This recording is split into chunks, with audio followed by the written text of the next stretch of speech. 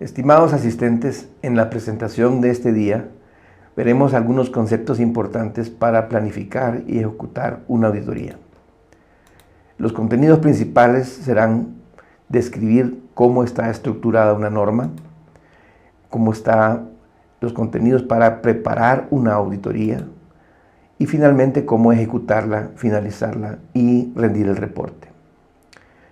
Vamos a hablar un poquito sobre la formalidad, no la formalidad de la vestimenta, la formalidad esa nos sobra en este momento porque estamos auditando en el campo, estamos auditando probablemente en plantas de empaque y no necesitamos ese tipo de formalidad. Nos referimos más que todo a la formalidad de los aspectos normativos. Hay un estándar internacional que es la ISO 19011 del año 2011 y ahí están contenidos todas las normativas requeridas para una auditoría. No tenemos necesidad, afortunadamente, de seguir la norma al pie de la letra, pero sí, para los fines nuestros, es importante tomarlo al menos como guía, porque están definidas las partes más importantes y las partes que necesitamos para constituir una auditoría que tenga pies y cabeza, que esté bien fundamentada sobre lo que se espera de una auditoría. La referencia la tienen ustedes ahí y está contenida en los documentos que se les han facilitado en la base. Comprendamos primero la redacción de la norma. Van a encontrar ustedes repetidas veces la palabra debe y algunas veces la palabra debería. Las normas internacionales suelen redactarse de tal manera que la obligatoriedad se expresa con la palabra debe. Es decir, la organización debe tener. Si hay espacio para una alternativa o hay, una alternativa permitida, entonces usamos la palabra debería. En el ejemplo sería, la alta dirección debería contar con este y este recurso. Entonces, esas son las palabras más frecuentes con las que se delimitan las acciones dentro de una normativa. Por otra parte, la redacción también tiene una característica que está redactada en forma positiva. Cuando decimos en forma positiva, nos referimos a que decimos debe haber un lugar designado para, en este caso podría ser para la basura. En vez de decir está prohibido botar la basura, que sería el mismo sentido, pero en un aspecto negativo. Eso se repite en todas las normas internacionales. Sin embargo, ustedes van a ver que no todos los textos que nosotros usamos como criterios tienen esa redacción. Un ejemplo son las normas RCP del Códex Alimentarios, que son los códigos recomendados de prácticas, que muchas veces son traducciones y no corresponden exactamente a esa redacción. Pero las normas de orden superior y sobre todo las ISO sí tienen esa estructura.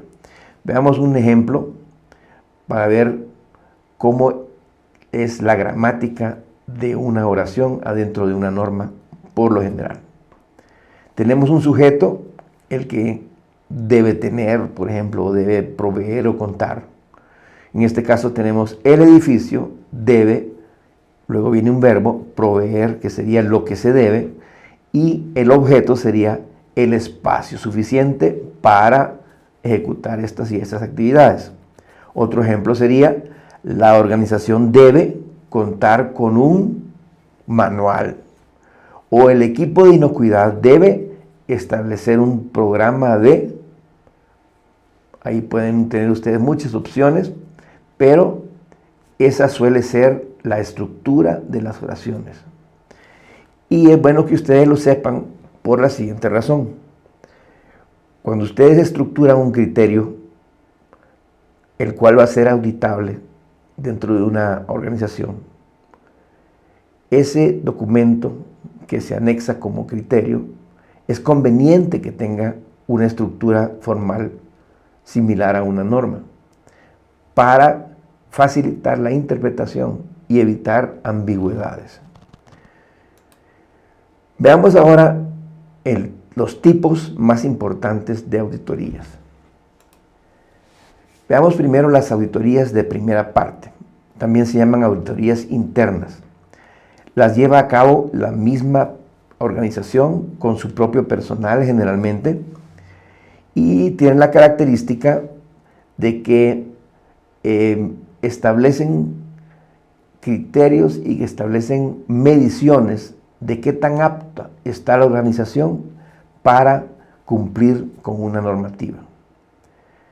Estos como autoexámenes, que podríamos decir, son muy útiles para las decisiones de la alta dirección y también sirven de base para que los auditores externos revisen si la misma organización está velando por dar cumplimiento a lo que estableció en sus criterios. En las organizaciones pequeñas suele suceder que hay que cuidar que los auditores internos no auditen áreas en las que ellos están involucrados en sus responsabilidades. O sea, que haya independencia entre la actividad normal de la persona que se va a dedicar a auditar un área distinta a la que en él trabaja. Ahora tenemos también las auditorías externas. Y las auditorías externas pueden ser ya sea de segunda parte o de tercera parte. Las auditorías externas de segunda parte son aquellas que se llevan a cabo por alguien que tiene un interés en la organización, pueden ser clientes o pueden ser otras personas que actúan en el nombre del cliente. Aquí podríamos incluir la modalidad de las auditorías estatales, por ejemplo, porque tienen un interés sobre la organización, pero no forman parte de ella y se distinguen de las de tercera parte que en este momento vamos a definir. Las de tercera parte las llevan a cabo organizaciones auditoras independientes y externas. Ese es el caso de, por ejemplo, las unidades o se dice las empresas multinacionales que se dedican a certificar normativas internacionales y están contratadas por la organización para rendir una auditoría. Pero los resultados son para la misma organización. Esto se entiende como una auditoría de tercera parte. No es igual a la auditoría de segunda, en la que hemos dicho que se lleva a cabo por una entidad que tiene un interés. Por eso calificaba yo las auditorías estatales como de segunda parte y no de tercera.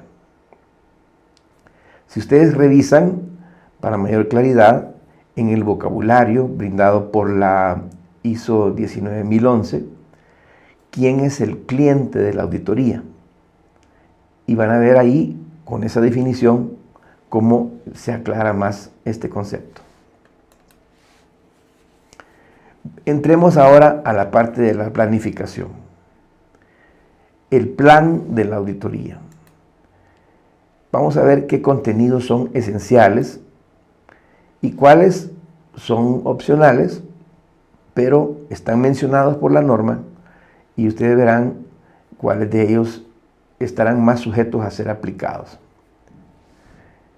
Los objetivos de la auditoría normalmente son buscar el cumplimiento con respecto a los criterios, y dentro de los criterios están definidas las normas. Como ustedes pueden ver, los criterios de la auditoría incluyen documentos de referencia, que pueden ser tanto la normativa o criterios establecidos por la misma empresa. El alcance. El alcance de la auditoría estará definido por las unidades o áreas que van a estar sujetas a ser auditadas. Normalmente, en una auditoría se tiene definido previamente cuáles áreas se van a llegar a auditar y cuáles están excluidas. Esto tiene mucho que ver con definir las unidades funcionales que llevan los procesos a ser auditados.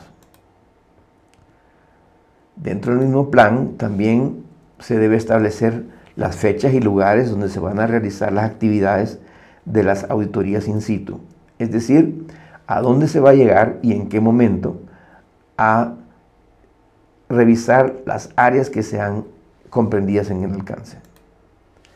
La hora y la duración estimada de las actividades debe estar también establecida en ese plan para que las personas encargadas hagan el tiempo y hagan lo que necesitan para atender al auditor y sus acompañantes y aprovechar de la mejor manera el tiempo establecido.